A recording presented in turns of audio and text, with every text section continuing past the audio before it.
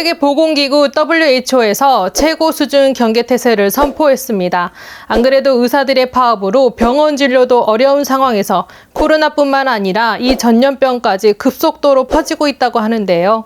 신속한 진단과 격리를 위해 증상을 미리 아시는 게 매우 중요합니다. 어떻게 걸리는지, 예방법과 치료법은 없는지 자세히 알아보겠습니다. 안녕하세요. 시니어 우대TV의 시우쌤입니다. 코로나가 한 달 전보다 무려 9배나 증가했습니다. 그런데 무서운 이 전염병까지 전 세계적으로 재유행한다고 하는데요. 세계보건기구인 WHO에서 비상사태를 선포했습니다. 이 전염병은 바로 엠폭스인데요. 2022년에 세계적으로 크게 발병된 적이 있었습니다. 우리나라도 작년에 무려 151명의 감염자가 나왔었는데요.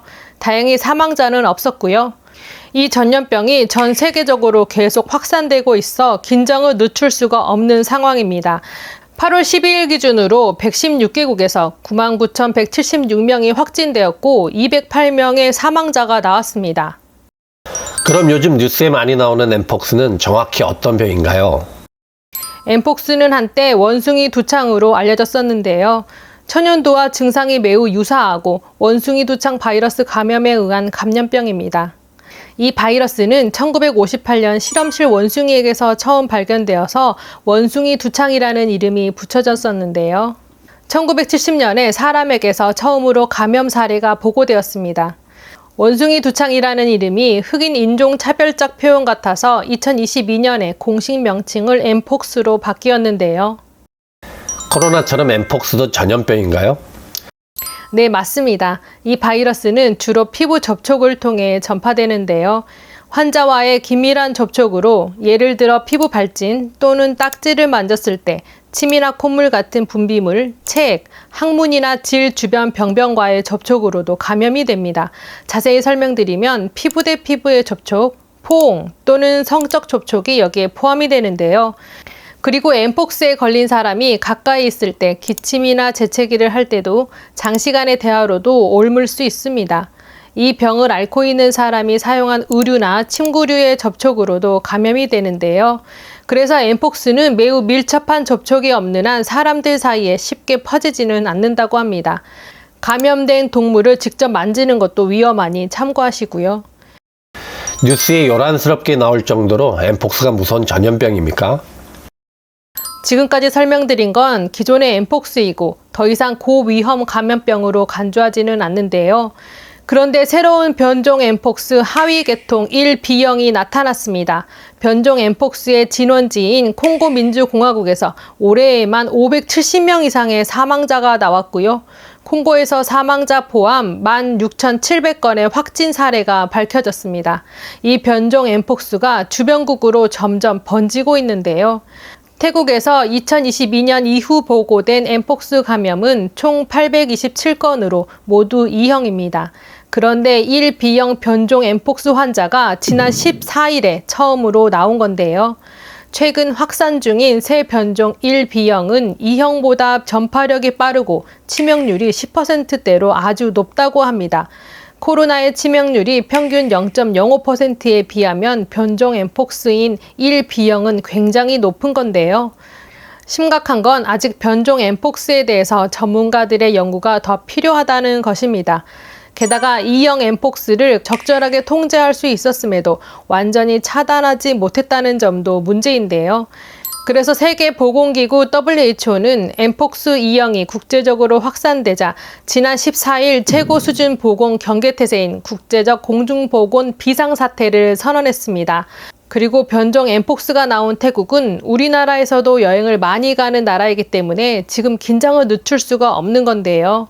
우리나라에서도 지난 16일에 질병관리청에서 국내 엠폭스 대응 체계 강화에 대한 보도자료가 발표되었습니다. 한국은 올해 들어 10명의 엠폭스 확진자가 나왔다고 하고요. 그나마 다행인 게 아직까지는 변이 엠폭스에 대한 확진자는 없습니다. 참고로 기존 엠폭스의 치명률은 0.2% 아래입니다. 코로나와 엠폭스는 어떻게 다른가요? 둘 다 바이러스에 의해 감염되는 것은 같지만 전파 방식이 다릅니다. 코로나19는 대부분 무증상 감염자들에 의해 전파가 많이 되었고요. 그래서 확산을 통제하기가 쉽지 않았었습니다.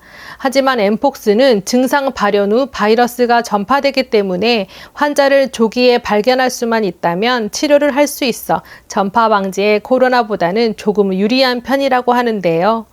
엠폭스는 주로 접촉에 의해 전파되고요. 코로나는 기침 같은 비말로 인해 주로 전파됩니다. 엠폭스에 걸리면 어떤 증상이 나타나나요?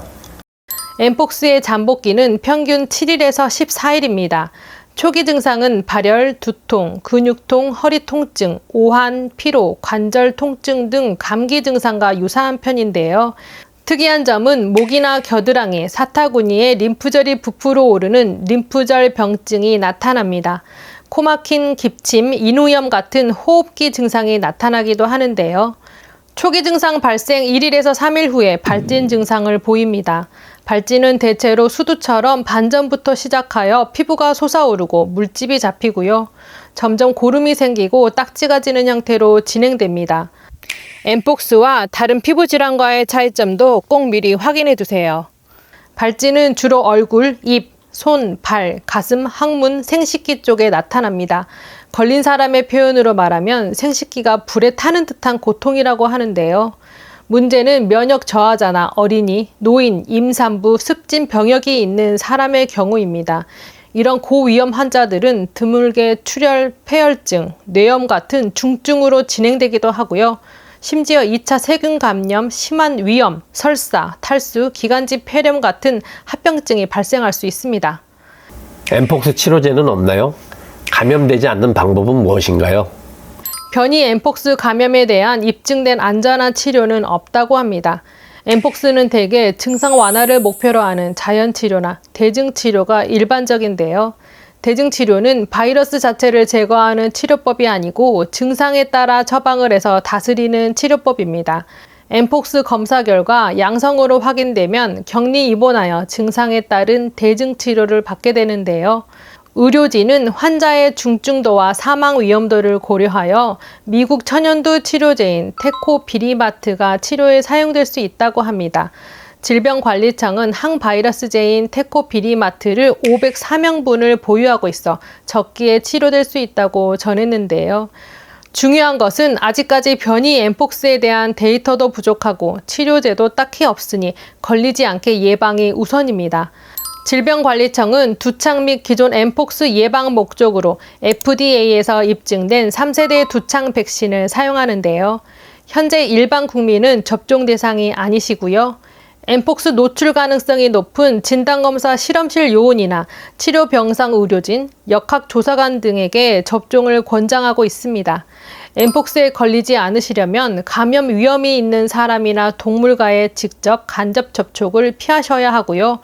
평소 비누로 손을 잘 씻고 손소독제 사용도 좋은데요.